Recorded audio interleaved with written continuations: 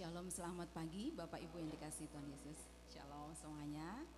Kiranya yang hadir di sini boleh memperoleh satu berkat kekuatan, berkat kerinduan, sehingga semuanya boleh hadir di ruangan ini dan menyerahkan diri serta hati kita, jiwa raga kita dengan penuh sungguh-sungguh, sehingga kita dapat beribadah secara hikmat. Terkhusus pada hari ini adalah hari menjelang pekan sengsara Tuhan Yesus. Sehingga di hari ini, hari Minggu, seperti di kisah di Alkitab, kita mengingat dan juga memperingati hari ketika Tuhan Yesus masuk ke kota Yerusalem, disambut oleh sorak-sorai dan masyarakat di sana. Mari sebelum kita mengikuti ibadah, saya bersama dengan saudara-saudari bersaat teduh untuk merendahkan diri kita di hadapan Tuhan, menyiapkan hati kita agar ibadah berjalan dengan baik dan lancar dan berkenan di hadapan Tuhan. Saat teduh.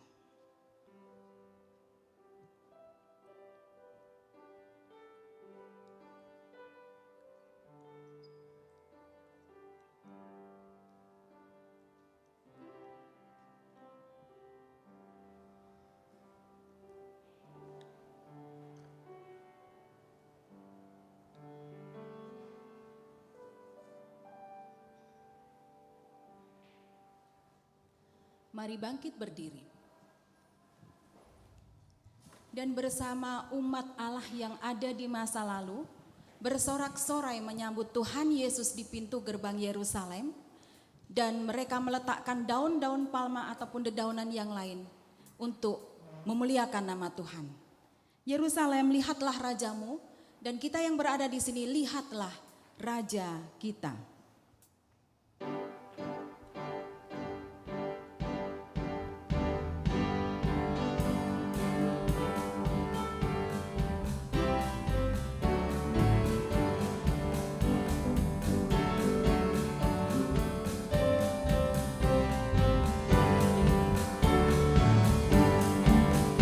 Yerusalem, Yerusalem, lihatlah rajamu. Hosana, terpujilah Kristus Raja Mahajaya. Dikala Yesus disambut di gerbang Yerusalem, umat bagai lautan dengan palma di tangan.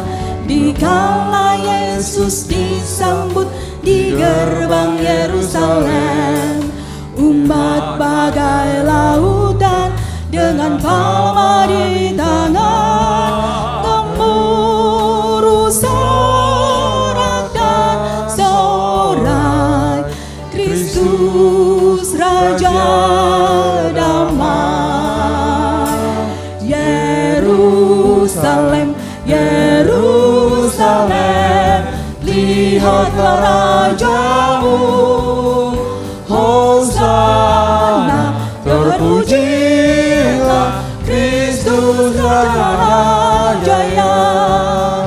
Yerusalem, Yerusalem, lihatlah rajamu. Hosana, terpujilah Kristus Raja Mahajaya. Lihatlah Kristus Tuhanmu, Dialah penebusmu. Duka hati terhibur, hina celah terlebur. Lihatlah Kristus Tuhanmu, Dialah penebusmu. Duka hati terhibur, hina celah terlebur. Maka lekaslah bersyukur, luhurkan namanya. Yerusalem, Yerusalem, lihatlah rajamu. Hosana, terpujilah penebus umat manusia. Yerusalem,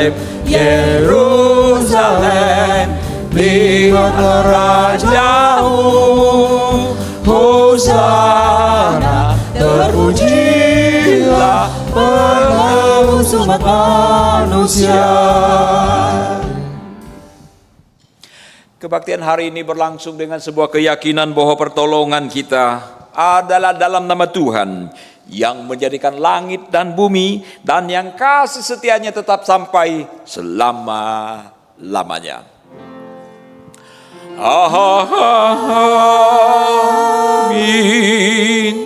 Amin.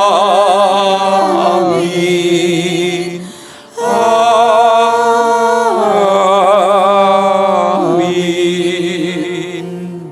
Kiranya damai sejahtera dari Allah Bapa dan dari Tuhan Yesus Kristus menyertai saudara-saudara sekalian. Dan saudara-saudara juga.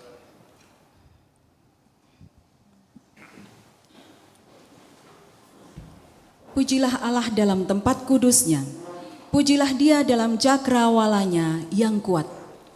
Dan bersama dengan saudara-saudari yang seiman, saudara-saudari yang mengakui bahwa Tuhan Yesus adalah Raja, Dialah yang datang untuk menebus dosa kita dan menyelamatkan kita semua.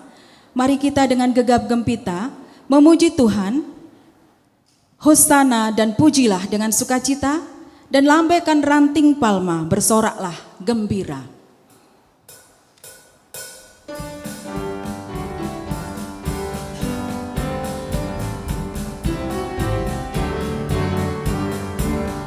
Hosana, puji Tuhan, sorak dan pujilah, merdulah berpaduan, kidung dan nyanyian kepada Yesus Tuhannya yang berkati mereka. Dinaikkanlah pujian, muliakan namanya. Hosana dan pujilah dengan sukacita, lambaikan ranting palma, bersorak gembira. Tuhan atas semesta alam datang dengan rendah. Mari kita sambut Dia, hosana masuklah. Hosana maha tinggi, kami menyanyi terus. Raja atas segala raja, Tuhan Yesus Kristus. Kami hendak memuji Dia sampai selamanya. Di hadapan tatanya, puji haleluya.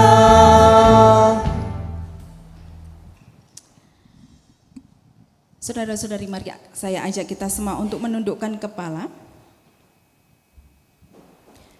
Dan kita mengingat kekuatan kita bahwa di masa lalu dari Matius 21 ayat 9, Hosana bagi anak Daud, diberkatilah Dia yang datang dalam nama Tuhan. Hosana di tempat yang maha tinggi. Dialah yang mau dengan rela menebus dosa kita. Kita berdoa. Kami sungguh bangga mempunyai Tuhan seperti Tuhan Yesus, yang adalah seorang raja namun mau merendahkan diri, hadir di tengah-tengah umat manusia yang penuh dengan dosa. Seorang raja yang tidak mengendarai kuda ataupun kereta kencana, namun seorang raja yang memilih mengendarai sebuah atau seekor keledai yang dipandang tidak ada apa-apanya. Dan Tuhan itu menjadi contoh buat kami, bagaimana kami harus belajar untuk merendahkan hati kami di hadapan Tuhan, di hadapan sesama kami. Kalau Tuhan mau dengan rela melakukan sesuatu yang luar biasa untuk kami semua, dengan simbol-simbol yang sederhana, Ajari kami memaknai itu bahwa kami harus belajar lebih sederhana. Belajar untuk mengakui setiap hal sekecil apapun dalam kehidupan kami, bahwa kami ini tidak ada apa-apanya, namun karena kekuatan dan kemampuan kesempatan dari Tuhan, kami dapat melakukannya. Namun seringkali yang kami lakukan adalah ketika kami mampu, kami berhasil, kami sukses, kami meninggalkan Tuhan. Kami lupa akan penyertaan Tuhan. Ketika keluarga kami baik-baik, kami lupa bahwa itu Tuhan yang berkatkan. Ketika keluarga kami tidak sedang baik-baik saja, kami juga lupa bahwa Tuhan itulah yang mampu menyatukan keluarga kami. Ketika kami juga sedang mengalami pergumulan, baik itu pergumulan finansial ataupun mungkin saat ini kami sedang dalam keadaan tidak mempunyai satu penghasilan apapun, sering kami melupakan Tuhan. Kami merasa orang menolak kami merasa kami tidak mampu melakukan apa-apa. Kami lupa bahwa mungkin di balik ini semua Tuhan merencanakan sesuatu yang baik buat kami semua. Tuhan, dalam kesempatan hari ini ajari kami untuk mengingat setiap berkat Tuhan, setiap hal yang Tuhan buat dalam hidup kami. Bahwasanya Tuhan menciptakan kami baik, Tuhan pun merancang rancangan keselamatan untuk kami. Ajari dalam kesempatan perenungan pagi ini, supaya kami mengingat ada hal apa yang sudah kami lakukan atau kami katakan yang membuat berkat Tuhan itu tertutup untuk kami. Ampuni kami Tuhan, ampuni kami. Sesungguhnya kami ingin kembali hidup bersama dengan Tuhan. Tuhan menolong. Ampuni kami Tuhan. Saudara-saudari, saya berikan kesempatan masing-masing untuk mohon ampun dari Tuhan untuk setiap dosa dan kesalahan masing-masing. Saya persilakan.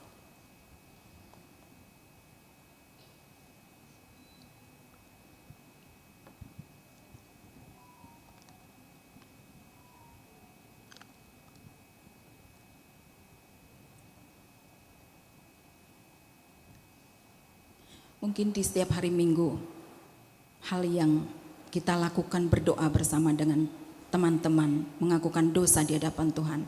Mungkin saat ini kita merasakan itu hanya sebuah ritual. Namun mari bersama-sama kita sungguh memanfaatkan waktu ini menjelang sengsara Tuhan Yesus yang akan kita peringati di Jumat depan. Untuk benar-benar merendahkan hati kita, mohon ampun kepada Tuhan. Sehingga kita layak dan kita siap untuk dapat memaknai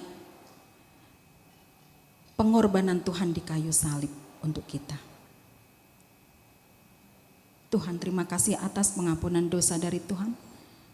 Karya agung Tuhan di kayu salib menebus dosa kami, itu menyelamatkan kami. Kami bersyukur dan ajari kami untuk senantiasa hidup dalam masa anugerah Tuhan. Hidup untuk memelihara diri kami menjadi tubuh jiwa yang hidup untuk memaknai Tuhan.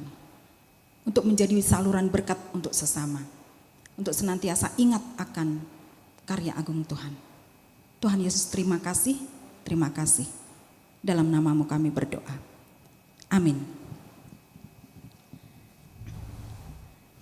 Mari untuk menguatkan setiap doa kita kepada Tuhan, bahwa kita mengaku dosa kita di hadapan Tuhan. Kita mengidungkan satu lagu sambil kita merenungkan setiap dosa dan kesalahan kita. Mohon Tuhan senantiasa untuk melindungi kita di dalam hidup dan anugerah keselamatannya.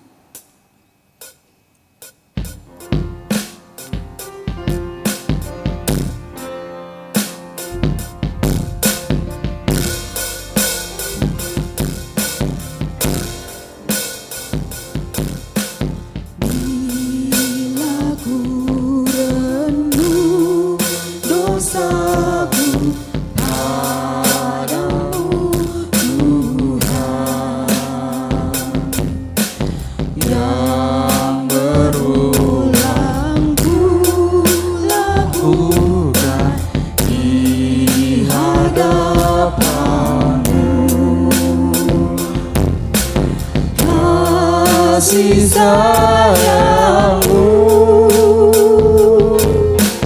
perlindunganku di bawah naungan sayapmu damai hatiku kasih sayangmu pengharapanku usapan kasih setiamu selalu ku rindu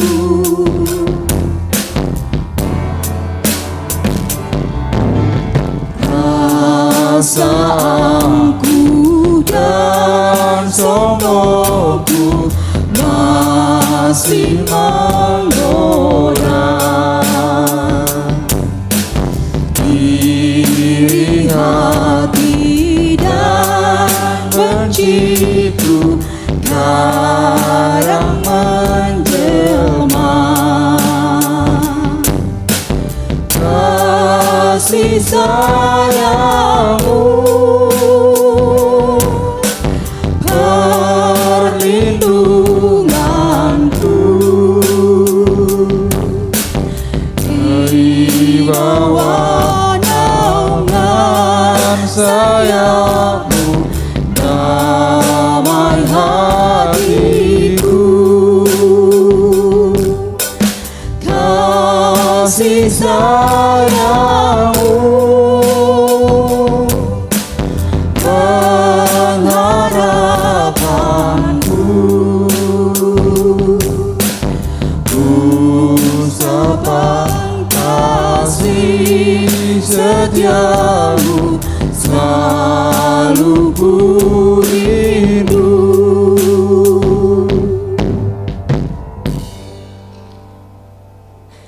Saudara-saudari saya ajak bangkit berdiri. Saya akan membacakan berita anugerah. Berita anugerah dari 1 Yohanes 2 ayat yang kedua. Dan ia adalah pendamaian untuk segala dosa kita, dan bukan untuk dosa kita saja, tetapi juga untuk dosa seluruh dunia. Demikianlah berita anugerah dari Tuhan. Sambil masih berdiri, kita akan membacakan secara responsoria dari Matius 26 ayat 30 sampai dengan 35, ayat yang genap kaum perempuan, ganjil kaum pria. Matius 26 ayat 30 sampai dengan 35. Dengan judul perikop, Petrus akan menyangkal Yesus, kaum perempuan. Sesudah menyanyikan nyanyian pujian, pergilah Yesus dan murid-muridnya ke Bukit Zaitun. Kata Yesus kepada mereka, malam ini kamu semua akan terguncang iman. Tulis, gembala dan kawanan domba ini akan bercerai-berai.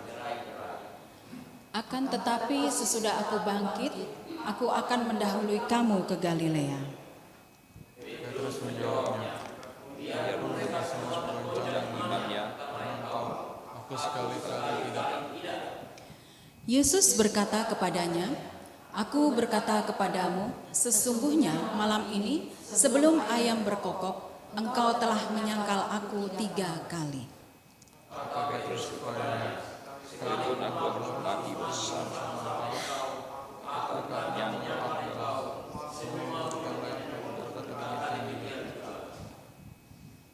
Demikian kita sudah membaca bersama dari Matius 26 ayat 30 sampai dengan 35. Ini adalah nubuat Yesus terhadap Petrus, dan mungkin pada saat itu Petrus bergumul. Ketika mendengar ayam jantan berkokok, Petrus menyesal.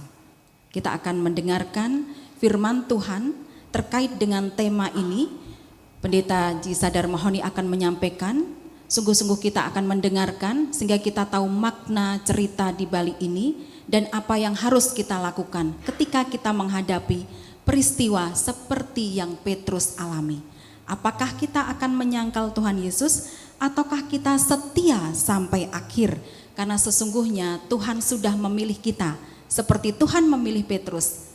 Apa respon kita? Mari kita bersyukur Tuhan sudah memilih kita.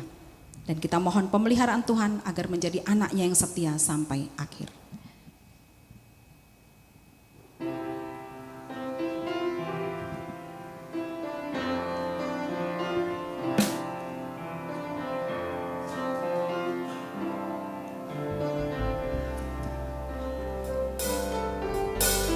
Ku bersyukur Kau memilihku Jadi hamba-Mu, melayani-Mu.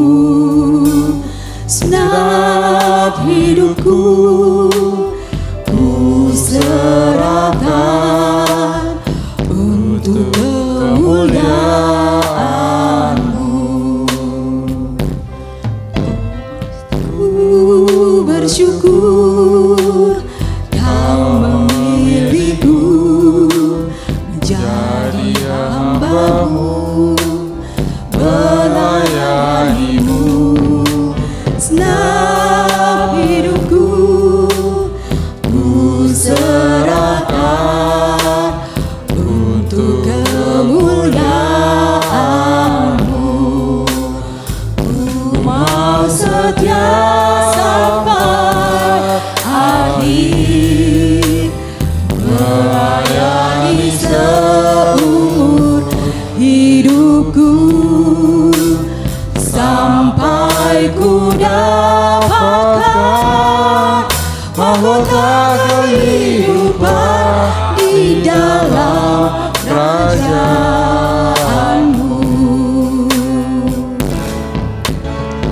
Ku bersyukur Kau memilihku jadi hamba-Mu, melayani-Mu. Segenap hidupku ku serahkan untuk kemuliaan-Mu. Ku mau setia sampai akhir, melayani seumur hidupku, sampai ku dapatkan mahkota kehidupan di dalam kerajaan-Mu. Ku mau setia, ku mau setia sampai akhir, melayani seumur hidupku, sampai ku dapatkan mahkota kehidupan di dalam kerajaan-Mu. Sampai ku dapatkan mahkota kehidupan di dalam kerajaan-Mu. Mari kita berdoa, saudara sekalian. Kiranya Tuhan berkenan atas kehadiran kami di dalam rumah-Mu. Sekarang kami akan membaca firman-Mu. Kami membutuhkan roh penuntun, yaitu Roh Kudus, yang akan mencerahkan hati dan pikiran kami, sehingga kami mendapatkan pesan Tuhan secara pribadi. Di dalam Yesus Tuhan kami memohon. Amin. Mari kita membuka Injil Matius pasal ke-26. Injil Matius pasal 26, sekarang kita akan membaca ayat 69 sampai 75.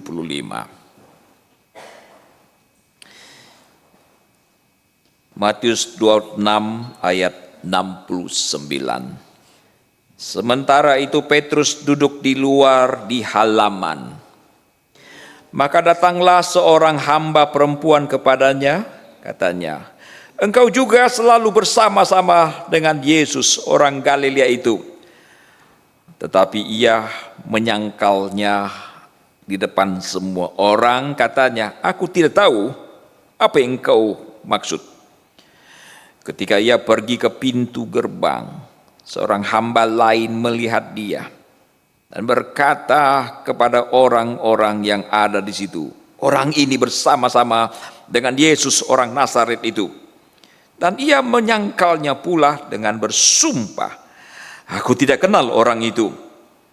Tidak lama kemudian orang-orang yang ada di situ datang kepada Petrus dan berkata, "Pasti engkau juga salah seorang dari mereka. Itu nyata dari bahasamu." Maka mulailah Petrus mengutuk dan bersumpah, "Aku tidak kenal orang itu." Dan pada saat itu berkokoklah ayam. Maka teringatlah Petrus akan apa yang dikatakan Yesus kepadanya sebelum ayam berkokok, "Engkau telah menyangkal aku 3 kali." Lalu ia pergi keluar dan menangis dengan sedihnya. Demikian firman Allah. Yang berbahagia adalah setiap orang yang membaca, merenungkan, menyimpan dalam hati serta melakukan dalam hidupnya. Hosiana. Hosiana, Hosiana, Hosiana.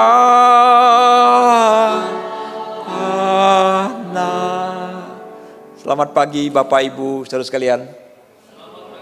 Shalom. Beri senyum yang manis buat kawan-kawan. Ya, saudara, di gereja berlatar belakang Mandarin seperti gereja kita ini, ada satu kesulitan yang serius dan besar adalah ketika kita sedang melakukan penyaringan untuk mencari pengurus, aktivis, termasuk majelis. Bukan hanya di gereja ini saudara, bukan hanya gereja kita. Di Pinang Sia begitu, dulu saya di Anugerah Bandung juga begitu. Dan hampir semua, ya kemungkinan semua gereja Mandarin seperti itu. Katanya orang-orang berlatar belakang Tionghoa itu cenderung low profile, tidak mau tampil, tidak mau ditunjuk, alasannya banyak. Dibikin-bikin alasannya kadang-kadang, sibuklah. Emang lu doang sibuk? Saya mesti ngurus anak saya, ngurus suami. Nggak ada waktu, kerjaan saya, lagi rame dan seterusnya. Banyak alasan, saudara-saudara. Serius kalau Tuhan mau pakai kita, rela nggak sih kita dipakai oleh Tuhan, saudara? Kalau Tuhan mau pakai hidup kita, relakah kita dipakai oleh Tuhan? Lagu yang baru saja kita nyanyikan, lagunya bagus banget Bu Tuti. Dan kita nyanyikannya dengan bagus banget. Tapi kadang-kadang cuma di mulut doang. Di hati emang gak sungguh-sungguh. Beneran-beneran nih, saudara sekalian. Kalau Tuhan mau pakai kita, kita tidak mau dipakai Tuhan. Tuhan tidak pernah rugi. Tuhan tidak pernah rugi. Tuhan bisa pakai orang lain. Kalaupun orang lain tidak mau dipakai, Tuhan punya cara sendiri. Saudara ingat tidak? Tuhan pernah pakai ikan, bukan? Saudara ingat peristiwa apa itu?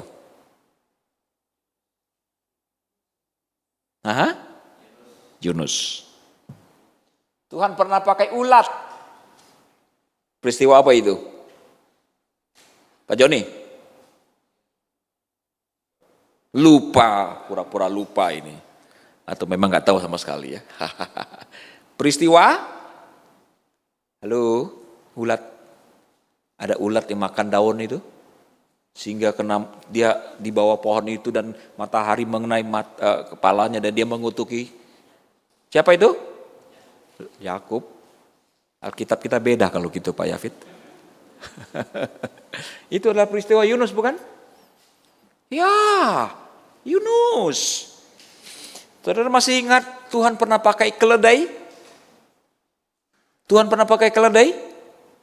Dan keledainya bisa berbicara. Ini peristiwa apa? Bukan Biliam. Masih ingat Tuhan pernah pakai burung gagak? Peristiwa apa itu? Burung gagak. Nabi yang lagi musim kering itu dibawakan daging. Hah? Tuhan pernah pakai katak. Tuhan pernah pakai lalat pikat. Tuhan pernah pakai nyamuk. Tuhan pernah pakai belalang. Dalam peristiwa apa itu? Itulah di Mesir, saudara. Dan sekarang, saudara, kita lihat Tuhan memakai seekor ayam. Nah, pertanyaan, ayamnya jantan atau betina ini? Pak Iwan.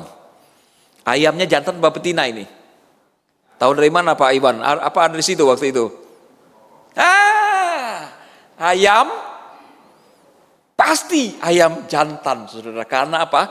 Karena betina tidak bisa berkokok. Ayam betina hanya bisa, Indonesia itu bagus ya, berkotek Pak. Bahasa Indonesia bagus ya, berkokok dan berkotek. Kalau gitu ayam tidak ada yang homo, saudara. Betul ya? Tidak ada ayam ACDC ya, dia hanya jantan dan betina. Kalau ada tengah-tengah, mau sebut apa itu ya? Hah? Saudara-saudara sekalian. Oke, nah dari sini saya mau berangkat. Tuhan mau pakai makhluk yang jauh lebih rendah, dan itu dipakai oleh Tuhan dengan luar biasa. Saran saya, harapan saya adalah kita semua belajar untuk mendedikasikan. Kalau Tuhan tidak memanggil kita secara penuh waktu, mari kita juga mendedikasikan sebagian hidup kita untuk dipakai oleh Tuhan. Amin, saudara. Amin. Oke, mari saudara. Dalam hal apa Tuhan memakai ayam jantan satu ini di dalam peristiwa Simon Petrus? Saudara, sejauh ini kita selalu berpikir bahwa Simon Petrus menyangkal Yesus karena dia takut mati. Dia takut peristiwa itu akan melanda dirinya seperti yang sedang terjadi di dalam diri Yesus yang ditangkap dan sekarang sedang diadili di dalam peristiwa ini. Apa betul seperti itu? Mungkin betul seperti itu, tapi saya mau ajak saudara-saudara melihat dari perspektif yang berbeda. Justru sebaliknya, Petrus bukanlah seorang murid yang takut mati. Karena itu saudara, kalau tafsiran yang saya kembangkan ini benar, maka kita melihat ada nuansa yang berbeda. Dan ayam yang berkokok itu yang kemudian menyadarkan seorang Simon Petrus.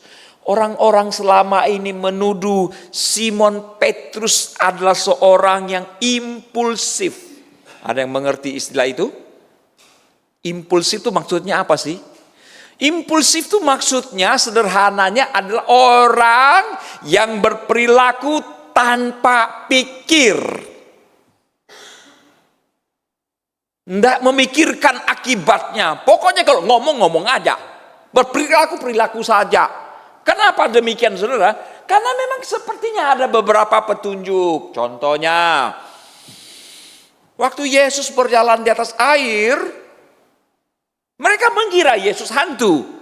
Yesus, oh aku ini. Lalu apa yang terjadi dengan Petrus? Oh dia langsung mau jalan aja tuh. Berjalan di atas air. Tenggelam kemudian. Pada waktu Yesus bangkit dan mereka kembali lagi menjadi nelayan, Yesus ada di pantai itu. Mereka tidak tahu itu Yesus. Kemudian mereka sadar, oh itu guru. Apa yang Petrus lakukan? Petrus dikatakan tidak berpakaian, yang langsung lompat ke danau. Atas beberapa petunjuk ini, orang-orang berpikir Petrus itu memang nggak ada otaknya gitu kan ya. Murid yang sembarangan, sembrono. Saya mau ajak saudara lihat justru dari sisi yang sebaliknya. Saudara, dari mana saya mau katakan bahwa Petrus bukanlah seorang yang takut mati? Ada beberapa alasan yang saya mau sampaikan, saudara. Pertama, terbukti dari hampir semua murid yang melarikan diri,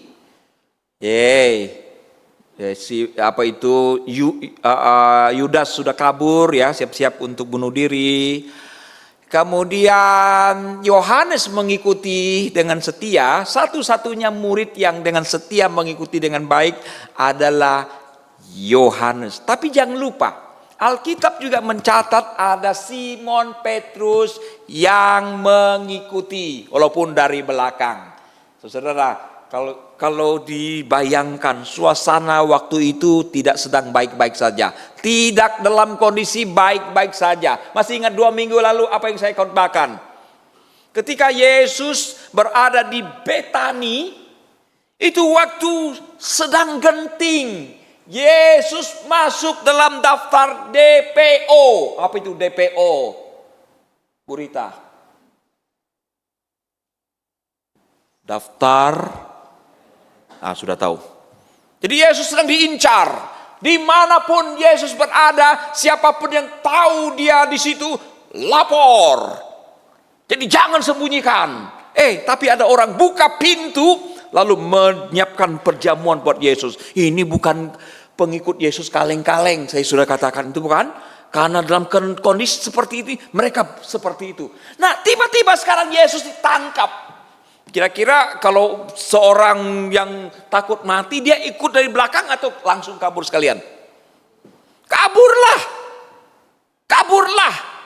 Apalagi saudara, pada waktu itu murid-murid belum mendapatkan konsep yang seutuhnya, konsep yang komprehensif tentang siapakah Yesus itu. Masih samar-samar. Mereka belum ada pikiran bahwa Yesus itu juru selamat yang akan menyelamatkan umat manusia. Antara iya dan tidak. Tapi mereka berharap Yesus ini adalah tokoh politik yang akan membebaskan Israel. Saudara-saudara. Jadi bukti pertama itu terlihat Petrus mengikuti dari belakang. Mungkin dia ingin melihat apa yang akan terjadi. Apa yang akan Yesus lakukan? Apakah dia akan melakukan pemberontakan secara politik? Pertama. Kedua, kira-kira 1,5 bulan setelah Petrus menyangkal Yesus, 1,5 bulan, kira-kira 4 atau 50 hari setelah itu, Petrus tampil ke depan, berkhotbah, dan 3.000 orang bertobat. Begitu banyak orang bertobat, sampai-sampai pemimpin waktu itu melarang mereka, jangan pernah berbicara tentang Yesus yang bangkit. Terus apa jawaban Simon Petrus? Silakan kalian putuskan, mana yang benar di hadapan Allah. Taat pada kalian atau taat pada Allah. Ini bukan omongan seorang pengecut. Tadi dia di penjara. Bukan hanya di penjara, dia disesat, dipukul. Kisah para rasul berkata, sekalipun disesat, dipukul, mereka malah bersuka cita. Saudara, Petrus bukan seorang yang takut mati. 1,5 bulan kemudian dia nyatakan itu di penjara. Enggak membuat dia mundur, saudara-saudara. Dan akhirnya kita tahu di dalam tradisi dikatakan Petrus matinya bagaimana? Mati karena jatuh dari kuda? Kena kanker otak? Atau mati karena apa? Mati disalibkan. Dan pada waktu disalib, konon kata tradisi, dia merasa tidak layak disalibkan seperti gurunya. Maka dia minta supaya kakinya di atas dan kepalanya di bawah. Dia takut mati enggak, saudara? Sepertinya bukan soal kematian yang menyebabkan seorang Petrus menyangkal gurunya. Saudara, dan mungkin masih ada bukti lain. Kalau begitu, apa alasan yang cukup logis yang menyebabkan Simon Petrus 3 kali menyangkali, mengutuk, bahkan bersumpah di hadapan banyak orang lain? Kemungkinannya adalah, saudara, memang Petrus mempunyai agenda di dalam dirinya. Dia ingin menjadi pejabat, dan dengan cara seperti itu dia menduga tindakannya itu akan menyebabkan Yesus bertindak dengan emosional, lalu mengobarkan revolusi. Sampai sini Bapak Ibu nangkap poin saya? Kenapa? Karena Petrus punya pengalaman. Apa yang terjadi sebelumnya? Beberapa waktu agak jauh sebelum ini, saudara, Yesus pernah bertanya kepada murid-murid. Kata orang, aku ini adalah ini. Menurut kamu siapakah aku? Petrus bilang, engkau adalah Mesias, anak Allah yang hidup. Yesus berkata, berbahagialah engkau Simon bin Yunus. Bukan kamu yang menyatakan, tapi Allah Bapa yang menyatakannya. Simon berbunga-bunga. Kenapa? Dia dipuji oleh Kristus, saudara. Apalagi pada waktu itu memang murid sedang bersaing. Siapa yang paling hebat? Siapa yang paling dipercaya? Dan seterusnya. Saudara sekalian. Nah setelah itu, saudara apa yang terjadi? Mari kita lihat Matius 16. Untuk memahami bagian ini, saudara. Matius 16 ayat yang ke-22. Itu waktu Yesus memberitahukan bahwa dia akan mati.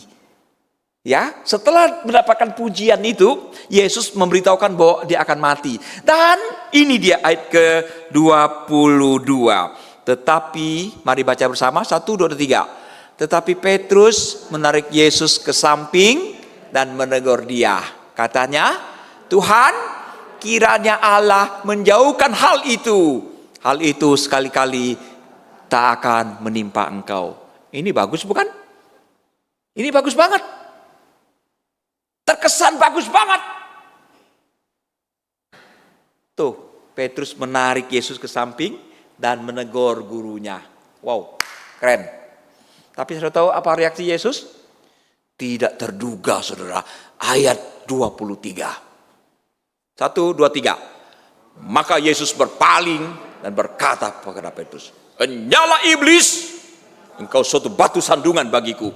Sebab engkau bukan memikirkan apa yang dipikirkan Allah, melainkan apa yang dipikirkan manusia." Wow, kira-kira si Petrus kaget apa enggak? Syok dia.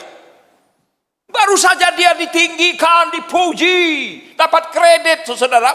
Tiba-tiba sekarang Yesus berkata, "Enyah engkau iblis, engkau batu sandungan."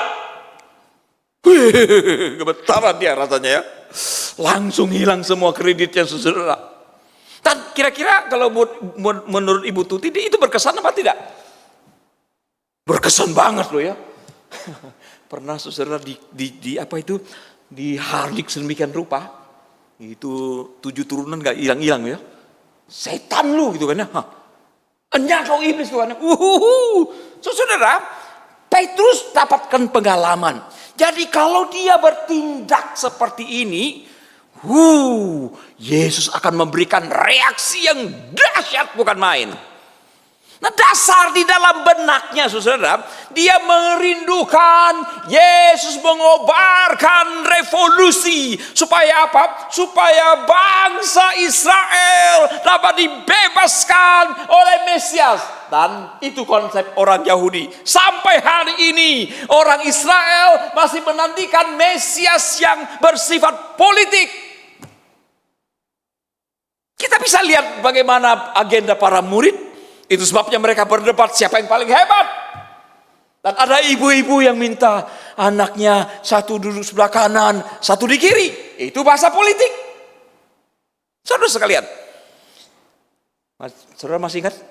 Setelah Yesus bangkit, itu kan ada perjalanan 2 murid dari mana ke mana tuh? Berjalan dari Cengkareng ke Grogol gitu. Dari Yerusalem ke Emmaus. Dari situ terungkap. Saudara, mari supaya saudara yakin ya. Mari kita lihat Lukas 24 ayat 21, saudara. Lukas 24 ayat 21. Ini yang ada di benak murid-murid. Lukas 24 ayat 21. Ini yang terungkap di dalam dialog. Yesus sudah bangkit, mereka belum tahu tuh, belum ngeh. Dan Yesus sedang berjalan bersama 2 murid itu. Nah, salah satu muridnya itu membocorkan pikiran mereka. Padahal kami dahulu mengharapkan, kami berharap betul pada dia. Untuk apa? Dia datang untuk membebaskan Israel. Tapi sekarang dia sudah mati. Itu kata para murid yang berjalan itu, 2 orang itu. Yesus di sampingnya mereka gak tahu, saudara. Betul kan? Jadi para murid memang punya konsep tentang politik. Bahwa Mesias memang akan mendirikan kerajaan seperti yang diajarkan para rabi. Bukan hanya di sini, saudara. Pada waktu Yesus akan terangkat ke surga pun mereka masih mempersoalkan ini. Dari mana kita tahu? Kisah Rasul 1 ayat yang ke-6, saudara. Mari lihat Kisah Rasul 1 ayat 6. Maka bertanyalah mereka yang berkumpul di situ, Tuhan, maukah Engkau pada masa ini memulihkan kerajaan bagi Israel? Itu memang agenda mereka, termasuk agenda Simon Petrus yang merindukan Yesus memberontak dengan penjajah Romawi dan kemudian mendirikan kerajaan dan Petrus bisa menjadi pejabat. Itu maunya mereka, saudara-saudara sekalian. Dan bukan hanya pada waktu menyangkal selama 3 kali, beberapa jam sebelumnya Petrus telah melakukan sebuah tindakan politik. Seperti apa? Tindakan politiknya yaitu dia keluarkan pedang. Kalau Petrus adalah seorang yang impulsif, dia tusuk bagian mana, saudara? Pak Andi. Kalau Petrus adalah seorang murid yang impulsif, artinya bertindak tanpa berpikir, tanpa peduli dengan risiko, tusuk yang mana? Ibu Tuti bilang di sini ya. Saya setuju dengan ibu. Justru dia adalah seorang pemikir. Dia pikir kalau tusuk di sini, wih, itu heboh banget kan? Itu bisa terjadi peristiwa pembunuhan, kriminal itu. Serius. Tapi yang dia lakukan adalah potong kuping dari seorang hamba imam. Siapa yang jago silat sini? Mana yang lebih gampang? Tusuk orang, tusuk perut atau dada atau potong kuping? Ya potong kuping lebih sulit lah. Ya kan? Ya kalau namanya menusuk kan sembarangan tusukkan. Tapi kalau potong kuping, apakah Anda pikir maksudnya mau tusuk ke dadanya tapi dia ngeles malah kena kupingnya? Kakak begitu, saudara. Dia sengaja potong kuping. Apa sebabnya? Karena apa? Kalau tusuk orang bisa mati. Tapi kalau potong kuping, tidak ada orang mati. Tidak dramatis kan ya? Betul kan? Tapi gemanya luar biasa. Kaum pria waktu dulu ya masih muda, ketika gombal pada pacar kan bilang bagaimana? Potonglah kupingku, begitu? Halo? Pak Jungsu waktu dulu gombal ngomong gitu nggak pada Ibu Eti? Potonglah kupingku. Kagak. Bapak akan bilang, belalah dadaku. Siap mati. Dramatis begitu kan ya. Aha. Dan Petrus tidak mau berseperti itu. Karena itu akan membuat dia dicap sebagai pembunuh. Maka yang dia lakukan adalah dia potong kuping. Selalu tahu gemahnya itu dahsyat banget. Tindakan itu adalah tindakan yang mengobarkan revolusi. Ya kan? Serta apa yang terjadi kalau kuping dipotong? Ayo, siapa yang mau dipotong kupingnya? Itu pasti yang memberontak kan ya, teriak. Oh, enggak ada yang orang potong kuping. Oh, geli. Satu lagi, ayo, geli, ayo, satu. Enggak mungkin kan? Dia akan histeris dan ketahuan murid-murid Yesus ada apa itu? Ada pedangnya juga. Saudara, kalau kita menangkap maling ya, malingnya tangan kosong, kita datang dengan santai-santai kan ya. Tapi begitu kita dekat, ternyata dia keluarkan celurit, kita nggak mungkin santai, santai, nggak mungkin. Kita pun akan segera ambil balok lah, ambil apa, antisipasi kan. Nah saudara, dengan keluarkan pedang dan potong kuping, itu sudah menggelorakan revolusi. Barangkali Petrus berharap prajurit Romawi yang ketakutan itu akan dengan serta-merta siap, sigap menyerang dengan membabi buta karena mereka bawa pedang. Dengan harapan apa? Yesus terdesak. Lalu Yesus berkata, serbu. Perang terbuka, saudara. Sepertinya itu agenda Simon Petrus, tapi ternyata Yesus tidak terpancing. Dan terpancing dia. Bukan begitu caranya. Lalu dia barangkali ingat berapa waktu yang lalu ketika dia menarik Yesus ke samping, memberikan nasihat dan Yesus bereaksi dengan keras. Dan kemungkinan ini yang sekarang dia mau ciptakan, saudara, supaya Yesus yang tadinya cuma diam saja, ditanya apapun dia diam saja, tidak berikan respon, ditampar, diludah dan sebagainya, dia diam saja seperti induk domba yang keluh. Persis gambaran Yesaya 53. Petrus gregetan banget, saudara. Biasanya hebat, ini kok diam saja, ditampar, diludah, dia diam saja. Lawan dong, saudara. Itu sebabnya darah dia betul-betul mendidih. Dia berusaha untuk mengobarkan revolusi. Tapi ternyata Tuhan Yesus tidak terpengaruh, saudara. Nah, bukti lain lagi adalah, saudara, kalau kita pahami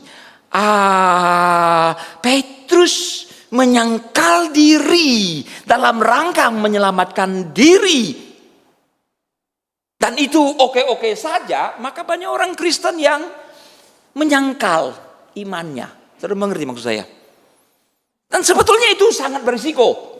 Yesus pernah berkata, misal dalam Matius pasal 10 ayat ke-35, barang siapa menyangkal aku di depan manusia, aku akan menyangkal dia di depan Bapakku.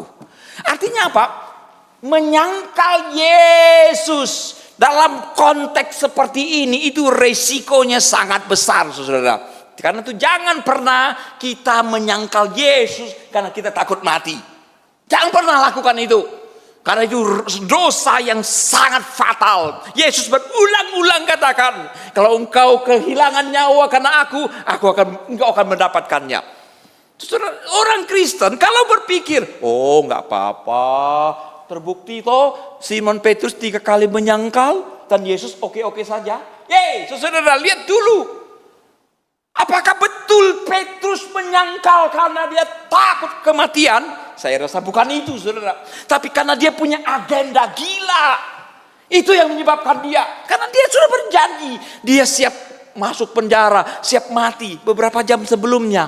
Kok tiba-tiba sekarang dia takut mati? Enggak seperti itu, saudara-saudara sekalian. Dan karena Yesus tidak mengoreksi tentang konsep tentang apa yang dilakukan oleh Petrus, maka kemungkinan Petrus memang menyangkal, tapi tidak dalam konteks takut mati, tapi semata-mata karena dia punya agenda tersembunyi. Dan yang terakhir adalah pada waktu Yesus bangkit, Yesus merehabilitasi Simon Petrus. Dia berkata pada Petrus, "Simon, apakah engkau mengasihi aku lebih dari semuanya ini?" Kita agak kesulitan memahami lebih dari segalanya ini. Apakah lebih dari alat-alat perahu yang mereka pakai waktu itu? Atau lebih daripada orang-orang yang lain? Nah, dengan kerangka berpikir yang saya tawarkan, bisa jadi kita artikan begini, Bang Baron. Yesus selalu berkata, "Simon Petrus, apakah engkau mengasihi aku lebih daripada agendamu? Lebih daripada obsesimu?" Saudara menangkap poinnya? Hari ini sedikit pusing saya percaya ya. Habis ini siapkan bintang 7 buat semua orang, saudara. Kita pikirkan dalam. Jadi ketika Yesus berkata, "Apakah engkau mengasihi aku lebih dari segalanya?" bisa diartikan lebih daripada obsesimu untuk menjadi pejabat. Jadi dengan pengantar yang panjang lebar ini, saya coba tawarkan sebuah tafsiran yang berbeda, bahwa sebetulnya itulah yang dilakukan oleh Simon Petrus, saudara. Dan tiba-tiba ayam berkokok. Ayam berkokok itu membangunkan Petrus dari mimpinya. Dia baru sadar, aku telah menjadi batu sandungan bagi Yesus untuk kedua kalinya. Satu kali berapa waktu yang lalu ketika Yesus menegurnya, dia teringat sekarang dia telah dipakai oleh iblis untuk kedua kalinya. Itu yang Yesus katakan, bukan? "Enyahlah engkau iblis." Berapa waktu yang lalu Yesus telah menghardik. Sekarang itu terulang kembali. Dan ayam jantan itu, kata Pak Iwan ya, ayam jantan ya, menyadarkannya. Dan tiba-tiba Simon Petrus menyadari, aku telah melakukan tindakan politik praktis yang sebetulnya bukan menjadi agenda Tuhan.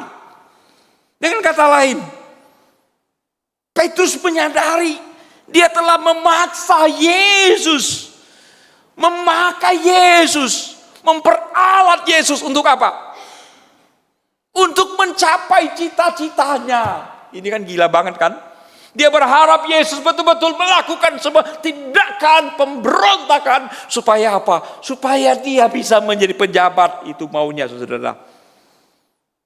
Dan juga menarik adalah Petrus mulai menyadari, ternyata apa yang dia lakukan adalah sebuah upaya yang akhirnya menyimpangkan misi Yesus yang sebenarnya untuk mati di kayu salib. Dan semua itu terjadi gara-gara apa?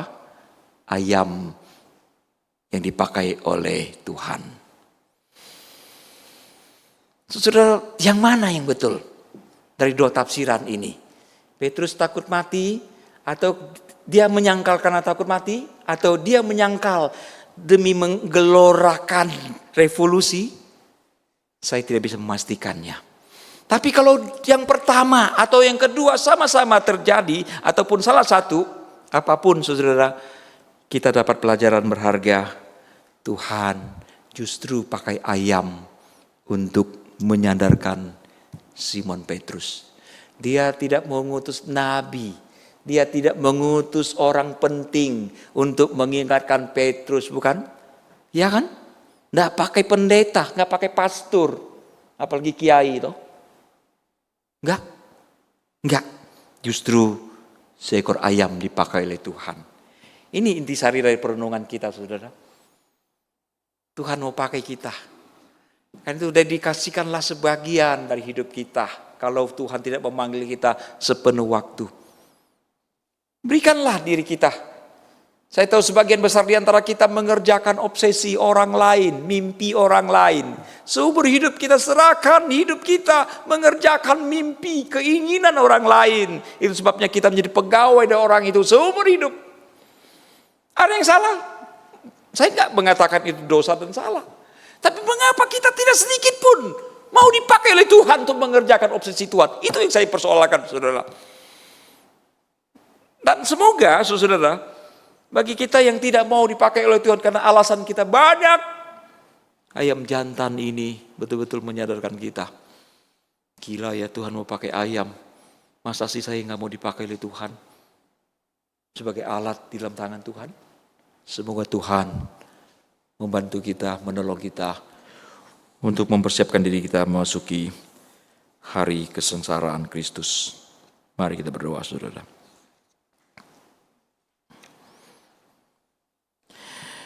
Kami bersyukur ya Bapa atas ayat yang kami baca, yang kami renungkan pada hari ini.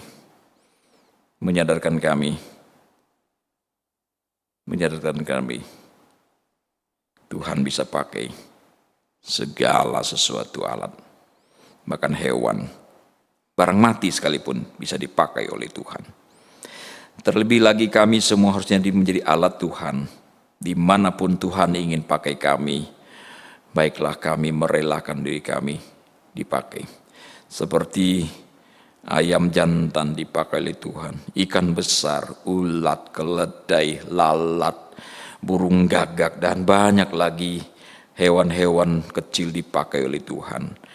Baiklah kami semua mendapatkan inspirasi, bahkan dimotivasi untuk mendedikasikan hidup kami.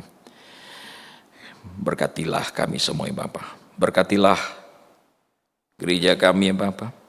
Berkatilah setiap orang yang ada di dalam ruangan ini maupun yang tidak.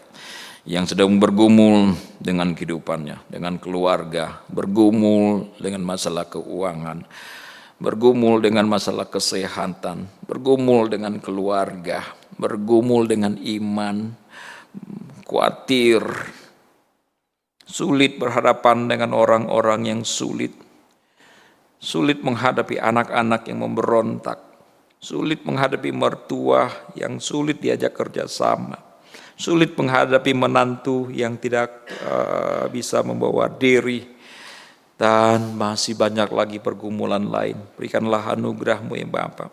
Mungkin juga ada yang mengalami gangguan mental, termasuk gangguan kuasa kegelapan.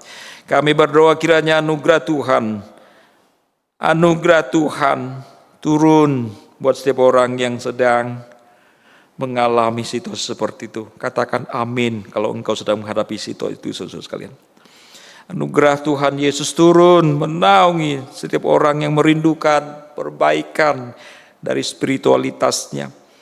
Anugerah Tuhan turun atas orang-orang yang terbelenggu oleh dosa, terbelenggu oleh nafsu, terbelenggu oleh amarah, terbelenggu oleh dendam. Anugerah-Mu turun ya Bapa untuk orang-orang yang terbelenggu seperti itu. Berkati bangsa kami, berkatilah bangsa yang besar ini Bapa, yang menurut banyak orang tidak sedang baik-baik saja. Kami berdoa kiranya Tuhan berbelas kasihan bagi bangsa ini. Kami tidak tahu apa yang terjadi setelah ini, besok, minggu depan, bulan depan, tahun depan, kami tidak tahu. Cuaca yang memburuk belakangan ini, pemanasan global yang menyengsarakan banyak orang, berbelas kasihanlah ya Bapa bagi penduduk dunia, terutama untuk beberapa tempat yang mengalami bencana alam. Di Tuban, Jawa Timur, ada gempa yang lumayan besar menimbulkan kerusakan. Tuhan berikan belas kasihan-Mu juga untuk beberapa tempat yang mengalami kebanjiran yang betul-betul menyusahkan. Tuhan juga berbelas kasihan. Mari saudara kita naikkan doa Bapa kami yang Kristus ajarkan kepada kita sekalian.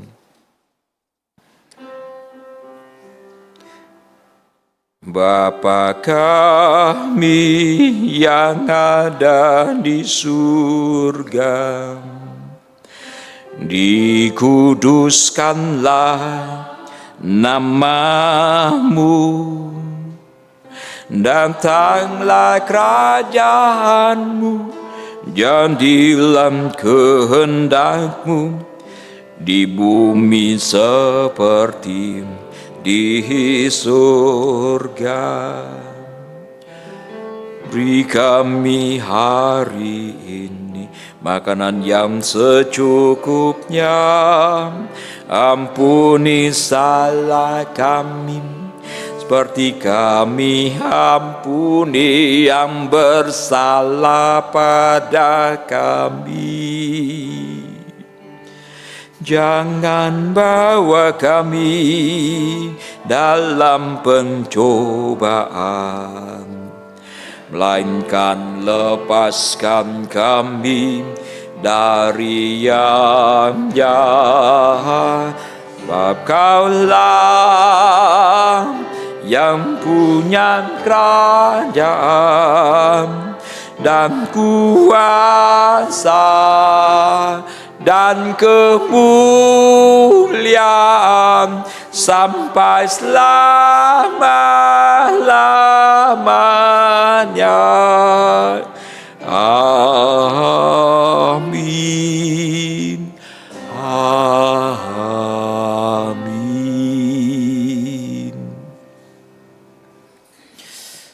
Saudara, 5 hari ke depan kita akan masuki Jumat Agung, dan di dalam momen itu kita akan ada perjamuan kudus. Karena itu marilah kita mempersiapkan diri kita memasuki Sensoro Morum. Saudara ingat baik-baik bahwa hari Jumat ini kebaktian kita sore jam 4 sore. Selain kita ada puasa bersama, juga ada buka puasa bersama, dan di dalam momen itu ada perjamuan kudus. Nah, mari kita mempersiapkan diri kita dengan baik untuk menyambut dan ikut serta dalam perayaan itu, perjamuan kudus. Marilah kita mempersiapkan diri kita secara bersama-sama. 1. Pada perjamuan malam terakhir, Kristus menghendaki kita merayakan perjamuan kudus untuk mengenangnya.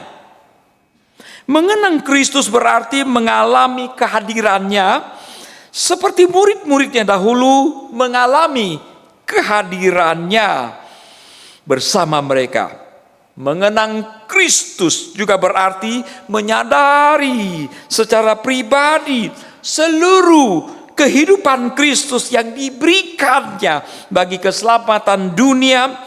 Sejak ia lahir, melayani, menderita sengsara, mati, dibangkitkan, dan dimuliakan di surga.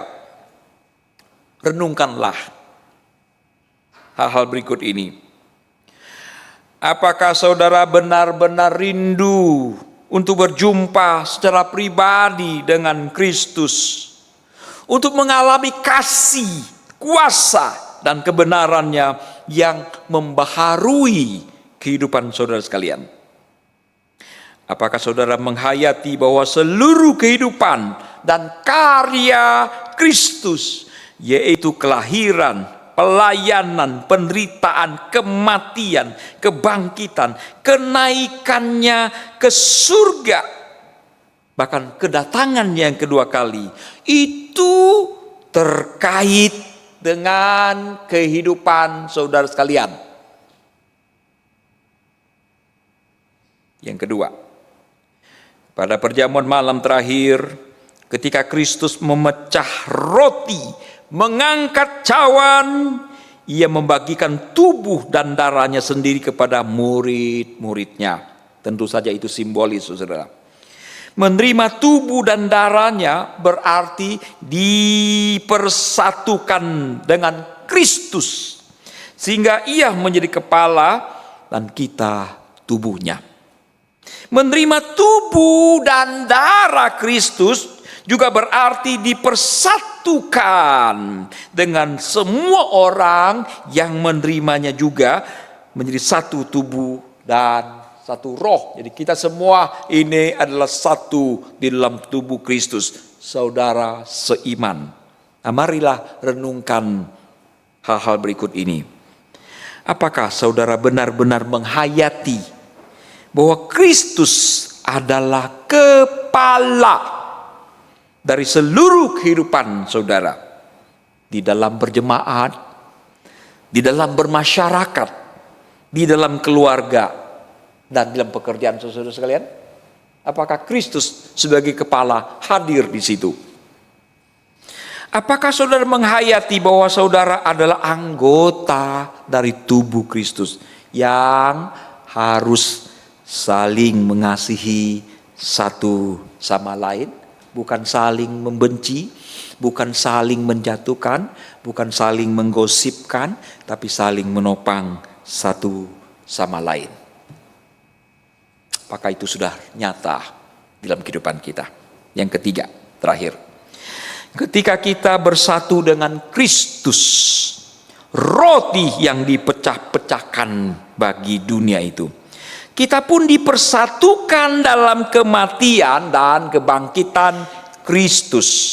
Dipersatukan dengan Kristus berarti siap diutus untuk mengosongkan diri kita, menyangkal diri kita, memikul salib dan mengikuti Kristus. Setiap murid Kristus harus menyangkal diri, mengosongkan diri, memikul salib, menyangkal diri. Dipersatukan dengan Kristus berarti diutus untuk memberikan hidup demi keselamatan dunia. Ini tugas penting orang-orang Kristiani. Mari renungkan hal-hal berikut ini. Apakah dalam persekutuan dengan Kristus saudara mau dan rela berkorban dan menjadi berkat bagi sesama saudara-saudara sekalian? Apakah saudara menyadari bahwa sebagai anggota tubuh Kristus di tengah dunia ini, saudara harus menjadi mata dan telinga bagi Kristus yang melihat dan mendengarkan. Jadi kalau kita melihat ada anggota kita, ada saudara kita, kita melihat, jangan pura-pura tidak melihat. Seperti Imam dan Lewi. Kita mendengar, tapi jangan pura-pura tuli, saudara-saudara. Mari kita belajar tergerak, hati yang tergerak, lalu bergerak. Saudara menjadi mata dan telinga bagi Kristus yang melihat dan mendengar, serta peduli terhadap kebutuhan dan masalah sesama saudara-saudara sekalian. Sudahkah saudara menjadi mulut bagi Kristus yang menyuarakan kebenaran dan keadilan dalam lingkungan saudara-saudara sekalian? Sudahkah saudara menjadi tangan bagi Kristus yang berkarya memperjuangkan damai sejahtera di muka bumi ini? Mari kita renungkan mendalam dan lakukanlah. Inilah persiapan bagi kita untuk memasuki perjamuan kudus hari Jumat Agung yang akan datang. Tuhan memberkati saudara sekalian. Baik, ada sedikit warta akan saya sampaikan sebelum Ibu Tuti melanjutkan bagian akhir ibadah ini. Nah, saudara, ini adalah acara Jumat Agung, saudara, ya. Kita akan memikirkan tema tentang jubah Yesus. Itu ada acara berpuasa. Saudara, ada yang bertanya bagaimana cara orang Kristen berpuasa? Kalau kawan-kawan kita ada yang berpuasa 40 hari. Saudara mau coba 40 hari? Ya, kalau kuat saudara, jangan pernah paksakan. Nah, saudara disarankan, tidak ada keharusan, disarankan untuk berpuasa pada hari Jumat. Mau hari Sabtu lanjut sampai hari Minggu juga boleh, saudara. Bagaimana caranya? Biasanya kita makan malam, besok pagi tidak makan lagi. Jadi tidak perlu subuh-subuh sahur nggak perlu saudara. Ya, makan malam, kita lanjut besok pagi sampai sore jam 6 kira-kira. Kita boleh minum, boleh. Itu bedanya puasa kita, Pak Hendro. Boleh minum, tapi pasti bukan whisky, saudara. Oke. Air putih silakan ya. Kalau yang Pak saya ada darah tinggi, boleh minum obat. Oh minum silakan minum obat. Oh Pak, saya ada epilepsi, boleh minum. Minum obat, minum. Pak, kalau saya berpuasa baru jam 10 asam urat lagi. Asam lambung udah tinggi, gimana Pak? Udah berhenti aja. Oke? Atur asam lambung dengan baik. Apa yang kita lakukan ketika kita berpuasa? Berpuasa bukan menggeser jam makan, saudara. Jadi teman-teman nggak makan pagi, nggak makan siang, begitu malamnya makan 3 porsi. Itu namanya menggeser jam makan ya, bukan itu saudara. Oke. Waktu kita berpuasa kita belajar bergantung pada Tuhan, belajar mengandalkan Tuhan, belajar berdoa, mendekatkan diri kita kepada Tuhan. Itu yang kita lakukan. Jadi bukan, saya tahan, itu namanya diet saudara-saudara ya, bukan berpuasa. Oke, silakan. Nah, lalu sorenya kebaktian selesai, kita akan buka puasa bersama. Nggak tahu nih, belum ada ngomongan majelis nih, siapkan apa? Kalau enggak kita numpang ke masjid ya, buka puasa situ. Enggak lah ya saudara ya, pasti tidak seperti itu. Nah, catat agenda yang berikutnya di hari Paskah saudara. Minggu depan itu pas hari Paskah saudara, minggu depan. Jadi tak perlu datang jam 7.30, tidak perlu datang jam 9.30. Sebab kita hanya satu kali kebaktian di sore hari, yaitu jam berapa tuh? Jam 5 sore. Ada satu pendeta, Jong Kuk Kim, dari namanya ketahuan ya, dari Papua, saudara, akan berkhotbah. Oh bukan, ini dari Korea Selatan, saudara, Korea Selatan. Fasi Indonesia, sudah lama di Indonesia. Nah, dia akan memimpin kebaktian penyegaran iman. Datanglah saudara, ajak kawan-kawan. Ini poster boleh di-share kepada kawan-kawan supaya mereka juga datang. Berikutnya saudara, ini ada acara pemuda untuk hari ini saudara. Memang kita rutin kan minggu keempat ya. Nah, setelah ini kata Pak Steven juga ada latihan paduan suara. Biasa kita akan persingkat saudara, akan kita persingkat untuk momen ini ya. Sebentar saya akan mengajak anak-anak muda berdiskusi tentang kerja di dalam teologia Martin Luther. Ini penting banget saudara, supaya kita punya konsep kerja. Kerja itu kutukan atau bukan? Bagaimana kalau orang berpikir, saya mau cepat-cepat kaya supaya menghadapi kebebasan ekonomi, lalu saya bisa pensiun dini, pensiun 40 atau 45, saya bisa kia-kia jalan kemana saja, ke surga neraka ya, nggak usah kerja lagi. Apa itu yang Tuhan inginkan? Nah, hal-hal seperti itu. Karena itu anak-anak muda hadirlah, nggak panjang-panjang amat ya, jam 11.30 akan segera selesai acara itu. Baik, kemudian juga ada percakapan buat saudari Dora setelah kebaktian selesai. Saya pikir hanya itu saja ya warta untuk hari ini. Oh iya, Sabtu saudara, Sabtu kaum pria diundang untuk menghadiri persekutuan pria Sabtu jam 6 sore. Itu saja saudara sekalian. Tuhan berkati saudara-saudara. Mari Bu Tuti. Ini satu lagi calon majelis, pengumuman terakhir ya. Sejauh ini belum ada keberatan saudara. Kalau tidak ada keberatan maka dua saudara ini akan diteguhkan di hari Jumat Agung yang akan datang, Pak Iwan dan Pak Mulyadi. Jumat Agung ya. Oke, ya. Baik, terima kasih Pak Pendeta Haji Sadar Mahoni atas penyampaian firman Tuhan. Hari ini kita diajak untuk melihat sosok Petrus dari dua sisi yang berbeda. Kalau biasanya yang kita dengar atau mungkin kita baca sepengetahuan kita sampai saat ini adalah ketika Petrus menyangkal Yesus itu karena mungkin dia takut. Tetapi hari ini Pak Pendeta Haji menyampaikan satu pemahaman atau tafsiran dari sisi yang lain, bahwa barangkali Petrus menyangkal itu karena ada agenda tersembunyi atau obsesi yang ingin dia raih. Dan ini mungkin relate dengan kehidupan kita sehari-hari ketika dihadapkan dalam situasi yang mendesak, yang kritis. Apa yang kita lakukan sebagai umat Tuhan? Apakah kita menyangkal? Kalau menyangkal itu alasannya apa? Atau kita terus maju untuk saya ini anak Tuhan? Menjadi tantangan buat hidup kita sehari-hari. Terima kasih Pak Ji untuk yang sudah disampaikan, membuka wawasan kami semua. Tuhan memberkati pelayanan Pak Ji. Baik, Bapak Ibu, saudara-saudari, saya ajak kita semua untuk bangkit berdiri.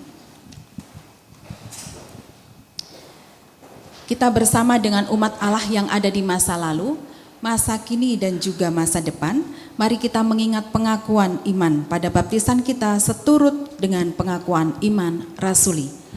Aku percaya kepada Allah, Bapa yang Maha Kuasa, Khalik langit dan bumi, dan kepada Yesus Kristus anaknya yang tunggal Tuhan kita, yang dikandung daripada Roh Kudus, lahir dari anak darah Maria, yang menderita sengsara di bawah pemerintahan Pontius Pilatus, disalibkan, mati dan dikuburkan, turun ke dalam kerajaan maut. Pada hari yang ketiga bangkit pula dari antara orang mati, naik ke surga, duduk di sebelah kanan Allah, Bapa yang Maha Kuasa.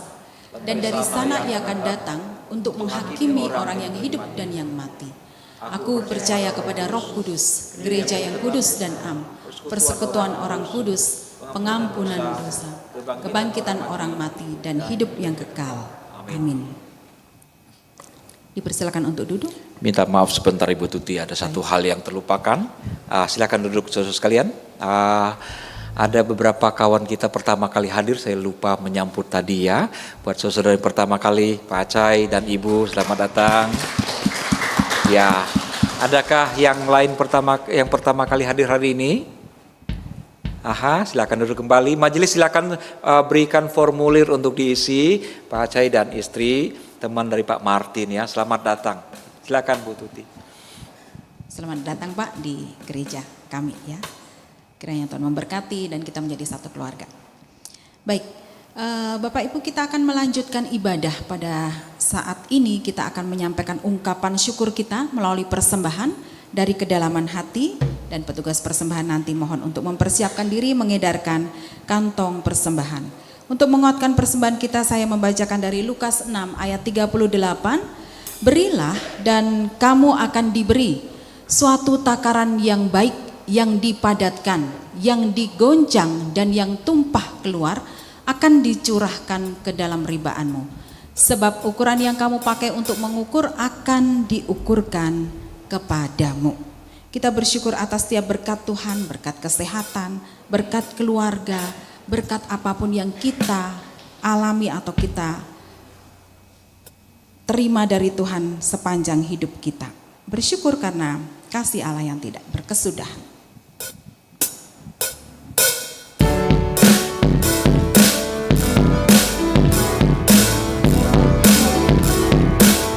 Kasih Allah tak berkesudahan. Kasih Allah tak berkesudahan, selalu baru setiap pagi.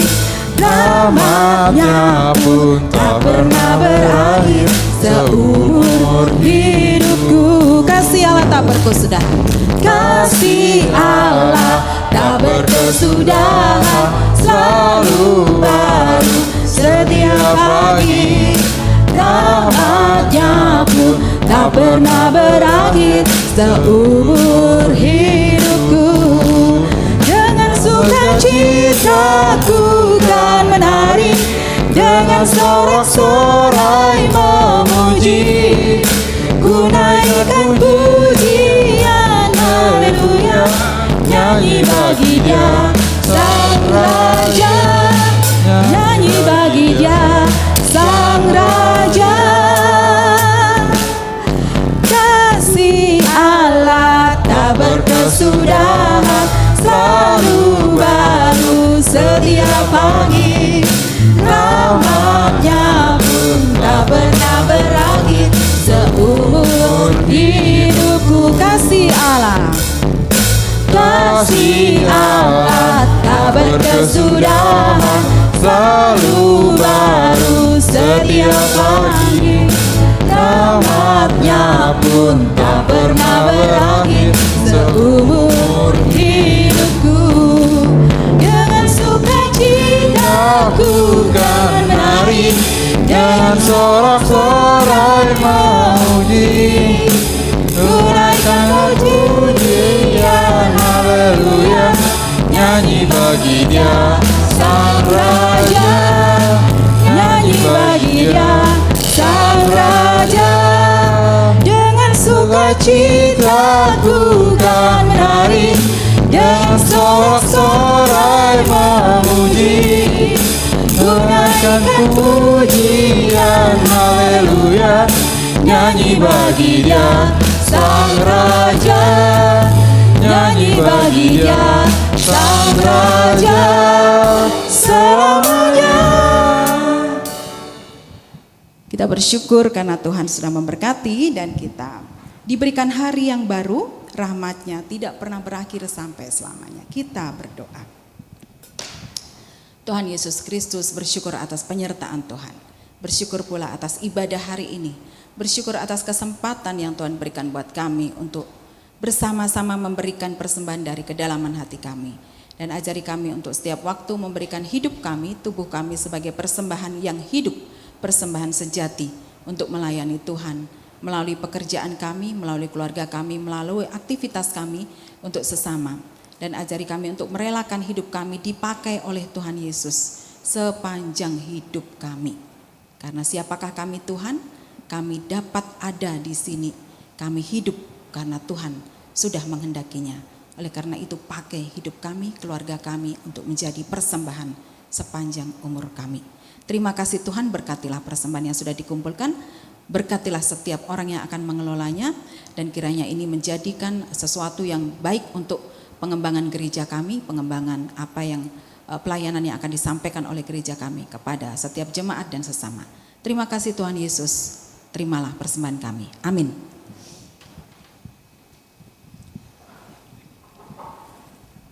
Menjelang akhir dari ibadah, kita akan berkomitmen bersama. Apa yang akan kita lakukan sebagai anak Tuhan? Terutama ketika menghadapi situasi yang seperti Petrus tadi, apakah kita cukup sampai di situ atau kita terus mengikuti apa yang Tuhan mau? Entah kita diminta untuk naik ke dalam kehidupan kita, turun ke dalam kehidupan kita, ataupun diminta untuk segala hal. Tuhan mau apa? Apakah kita mau ikut Dia? Mari kita bersama dengan pujian penutup ini merefleksi hidup kita, seperti apa komitmen kita. Mari bangkit berdiri.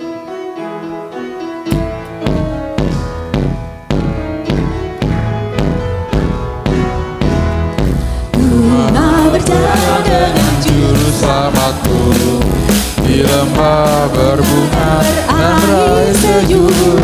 Ya kemana juga aku mau mengikutnya, sampai aku tiba di negeri Bapa. Ikut Tuhan Yesus, ku tetap mendengar dan mengikutnya. Ikut Tuhan Yesus, ya kemana juga ku mengikutnya. Ku mau berjalan dengan Juru selamatku di lembah gelap di badai yang menderu. Aku takkan takut di bahaya apapun, bila ku dibimbing tangan Tuhanku. Ikut Tuhan Yesus, ku tetap mendengar dan mengikutnya. Ikut Tuhan Yesus, ya kemana juga ku mengikutnya.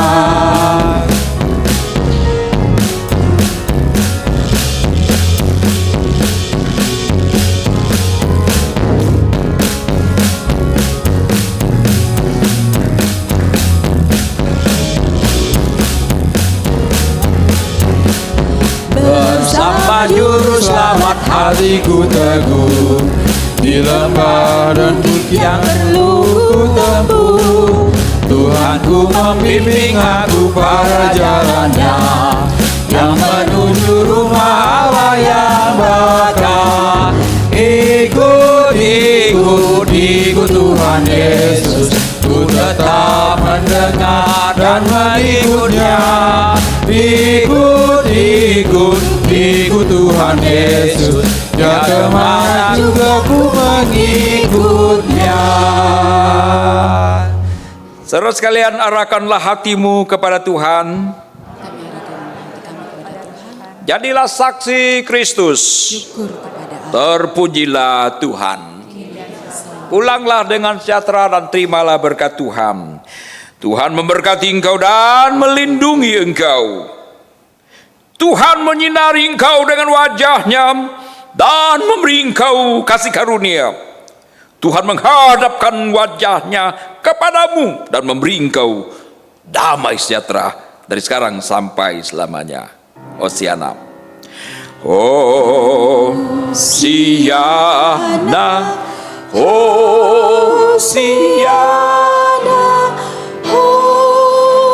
Hosiana, Hosiana,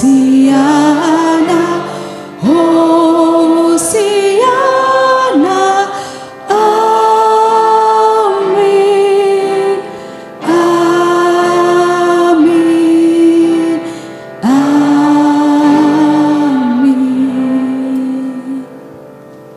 Ibadah telah selesai, silakan saat teduh. Tuhan Yesus memberkati Bapak Ibu Saudara-saudari semua.